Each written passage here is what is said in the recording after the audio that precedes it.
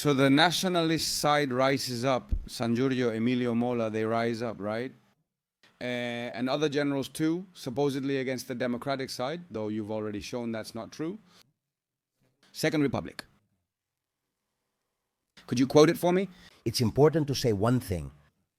One of the biggest myths and fallacies you mentioned earlier, precisely, it's that interpretation, not just abusive, but completely false, regarding democracy and the Second Republic. The Second Republic did not bring democracy to Spain.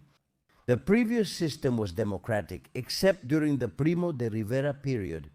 And since 1890, there has been a law in Spain that was introduced, that was incorporated into the 1876 Constitution, let's say, that was approved. I forgot the word, sorry. Universal suffrage. At that time, like everywhere, it meant only men. Therefore, in Spain, there is a democracy as it was understood in that context. There has been a democracy for a long time before. So the Second Republic doesn't bring democracy. Democracy, the Republic, is on the contrary, in many ways, a system that limits democracy. There was fierce censorship, absolutely fierce. There were newspapers that literally came out blank, only with ads, only with the advertising section, and it even said approved by the censorship. It was not allowed to publish newspapers that had different opinions. Well, under the idea that the Republic could not be harmed. And then there was a law, actually two, a law for the defense of the Republic, which was passed in 1933, defense of the... Then the public order law, which is a law that allows the government to act at its own discretion, bypassing the courts. Thank you. It's not really a rule of law, strictly speaking, since it bypasses the courts. And in fact, in Spain, during the peaceful period of the Republic, I'm not talking about during the war, I don't mean during the war, during the time of peace. In Spain, there are 4 concentration camps, which is something very little known. A concentration camp in Burgos, another concentration camp in Alcalá de Henares, another in Puerto de Santa Maria, and another on the island of Annobón. Annobón was one of the islands that made up the territory of Guinea in the African Equatorial Zone, which was Spanish. An island that is extremely far away and an island that is forsaken, so to speak. Well, people who were sentenced preventively were sent to those concentration camps. Because a law was used that wasn't Franco's, despite what many claim. They keep repeating it's a 1933 law about vagrants and criminals. That law isn't Franco's, it's from Zanya. According to the law... I swore that law was from Franco. Another myth. It's a law approved by the government of Zanya, and not just by them. It's estimated that about 4,000 Spaniards were sent at the government's discretion arbitrarily to concentration camps. And based on that law against vagrants and criminals, why? What kind of Spaniards were they? Well, for example, alcoholics. There were pimps, people in prostitution or the underworld. And many of them, by the way, were homosexuals. That is to say, they were also put in concentration camps. Thank you. What we now call, as stated in the law, long-term unemployed vagrants. Someone who, as they used to say, had no trade or means of support. They were known to be sent to concentration camps during the peacetime of the Second Republic. For example, the problem of the Republic and the problem of the Republic's failure. It happened because it wasn't a democratic republic or one for all Spaniards, but only for Republicans.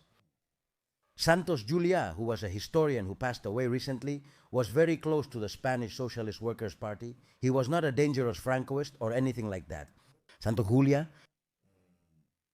says that the Republicans felt legitimized to govern the Republic regardless of what the polls said.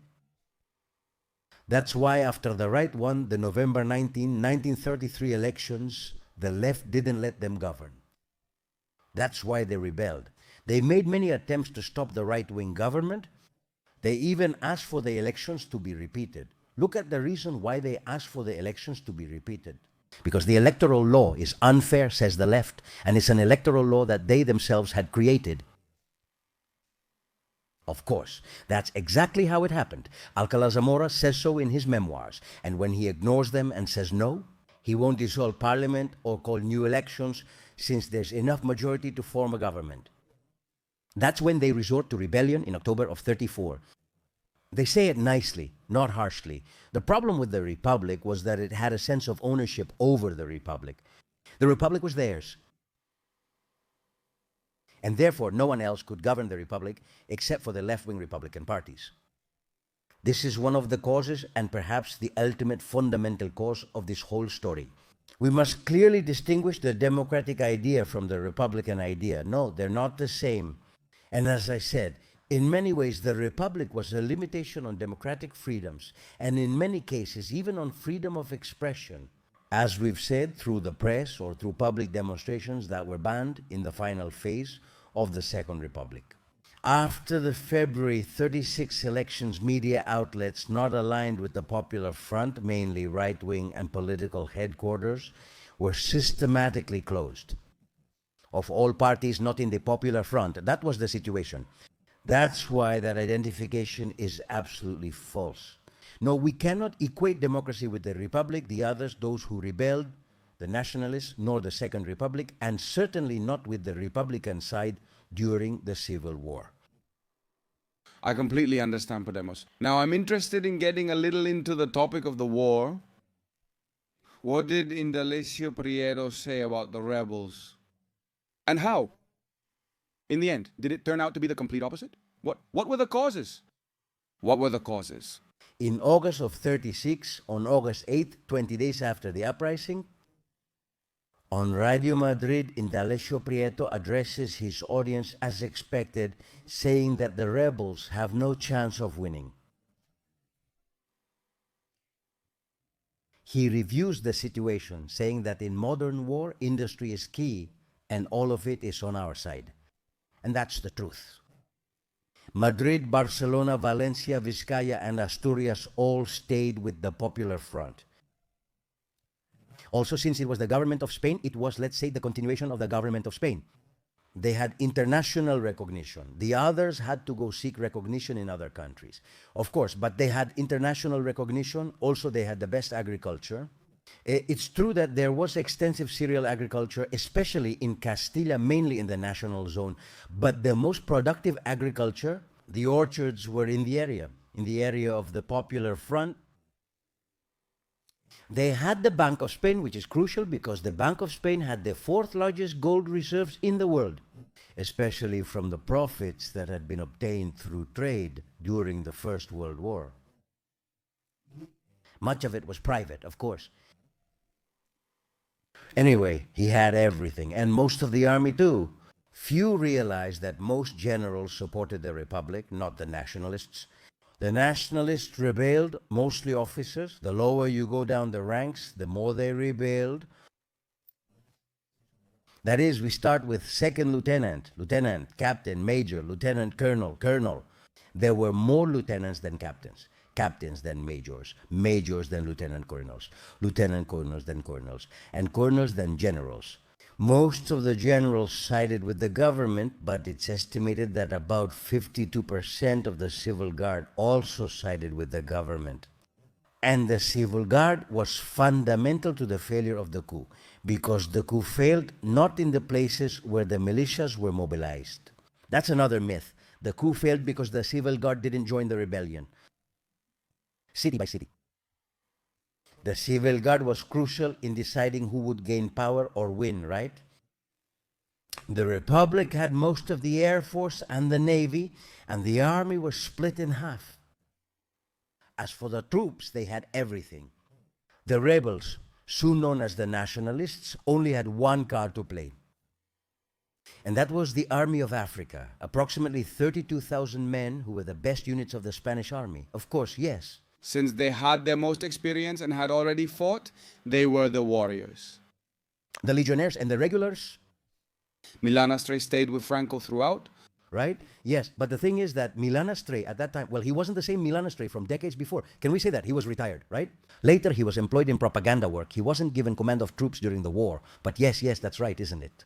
The Legion and the Regulars are easily the Spanish Army's top units. It was the only real asset they truly had. But they were in North Africa. And to what extent could that influence the development of the overall events? Well, only if they landed on the peninsula.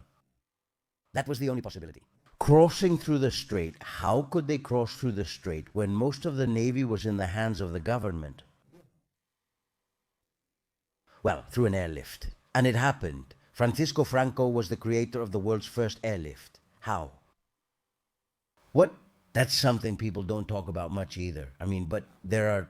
A myth claims that without the Nazis or Italian fascists, Francisco Franco wouldn't have crossed. That it was them who lent everything to them, and that the success of the rebel campaign was due to international help. Francisco Franco alone, using his own resources, managed to cross the strait. The first units crossed entirely on their own, without any help. Later, German and Italian transport planes joined in to help. We have to keep in mind that the crossing of the strait took place between July and October. Units were still crossing in October. But saving the situation happened without any help, none at all. Still none. The victory convoy occurred on August 5th. It was a bold operation to move many troops. Until then, they had been getting through in dribs and drabs. And they did it with Spanish resources. That is to say, it's also one of the great myths. So, is there an official declaration? What exact day was the war declared? It begins in North Africa on July 17th afternoon in Melilla. There are troop movements in the Sahara, Rios Capape, already on the 16th. They are irrelevant, have no impact, and are rarely noted by history. But they are real and did occur even on the 16th. The 17th is when the uprising truly begins in North Africa and becomes widespread. That's why July 18th is seen as the day the war started. And is there a declaration of war? No, there's no declaration because it's an uprising. Yes, what happens is that, in fact, most of the garrisons in Spain, the military take a stand one way or another. There are many who remain uncertain, and that will also be one of the reasons for the failure of the coup in many places. And there are others who resolutely launch themselves into rebellion. Some who were directly involved in the conspiracy, and others who would join at the last moment, or who are notified even after the uprising has already taken place.